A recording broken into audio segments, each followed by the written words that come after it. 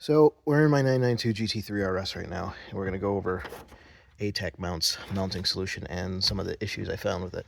So first thing I'll cover is the fasteners they include. They're a little too long.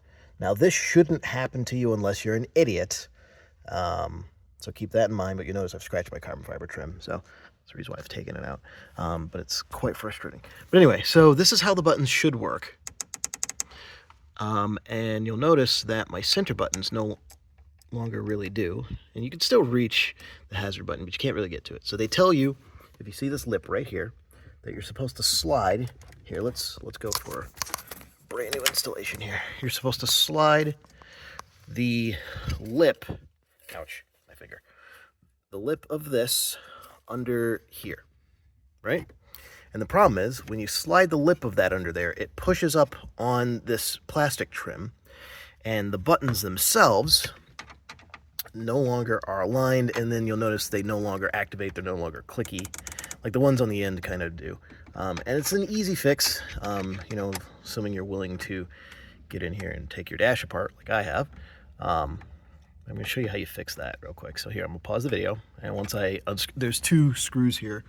Once you take this trim off, just so you're aware, you're going to take a trim removal tool and you're going to take off this side piece. You're going to kind of go at it gently here, and this is going to pop off.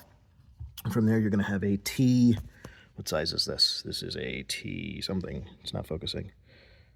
T25, so it's a T25 here that you're going to take out, and then you're going to open your glove box, and you're going to want to slide off. You just kind of slightly gently pry this guy off, like right next to the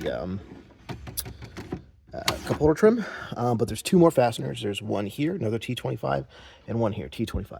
And then you're going to kind of pull towards you, and it will work its way out. So that's how you get that out. But I'm going to pause, and I'm going to take this out. There's two T25s there, and then we'll get back to how you fix this after A-TACH mounts.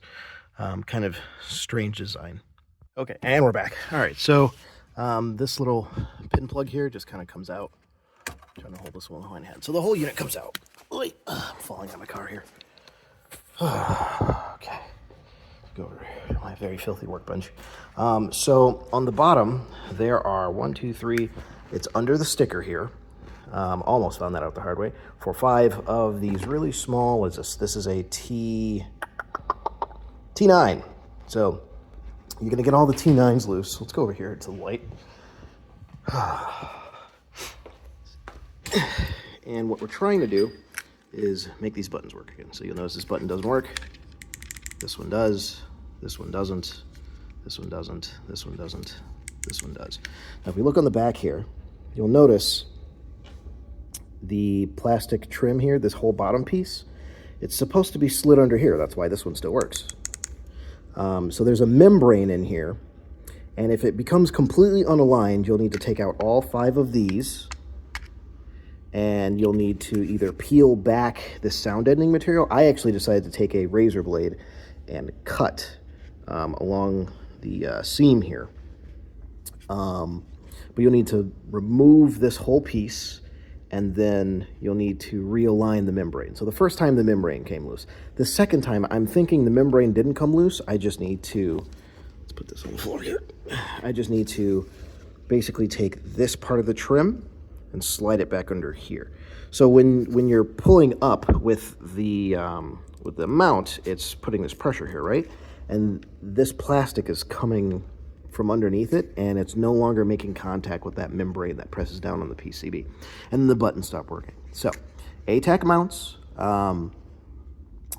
it is just, you know, it's a very secure mounting solution, but you know, killing the buttons in your $300,000 car, or any 911 for that matter, is not ideal. So what I'm considering doing is maybe taking a Dremel and just moving out a little bit of material here on the inside edge so I can slide it under without this bending up so much.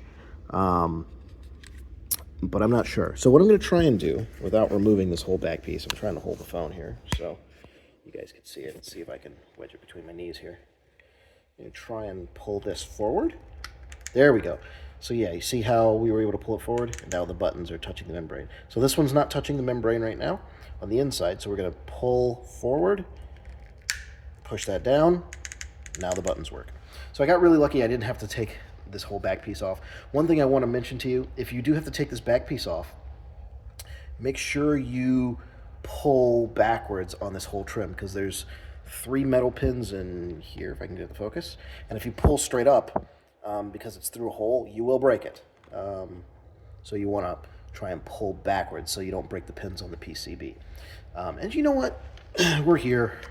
Let's show you how I get that guy. Show you guys how that looks. So here, let me pause the video so you don't have to watch me unscrew that. All right, and we're back. Clearly, cam work is not my forte. So we've taken them all loose, and you'll notice I've already kind of peeled / cut these in the, as I mentioned earlier in the video. We'll just kind of move these out of the way here for a second. But you might want to, oh shit, that just kind of came off. But you might want to get a trim removal tool. But the whole thing just pops off, right? But you'll notice I picked it up. I didn't like, no. You know what? Actually, I take back everything I just said in a minute ago, because this whole unit came up as one if you pull the PCB with it. If you don't pull the PCB with it, then there's a problem. But these are the little buttons that need to be contacted there. So that's how you fix A-TACH mounts. I guess the cause of A-TACH mounts mounting solution. I can't be the only person who has bought one of their mounts from them, because they are very high quality mounts. I have them in my Sprinter van. I've got one in my Panamera and one in my Macan. I just think that was a design oversight. But what I'm going to do is I'm going to try and shave out between these 2 sections right here and here. We're just going to make the material a little thinner. I know I probably shouldn't. Matter of fact, I'm not even going to whip out the Dremel. I'm going to try and do it with a really sharp blade, maybe. That might be a better idea.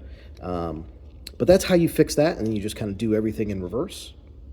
But yeah, so that's what you want to try and avoid with A-TACH mounts is this plastic bending. So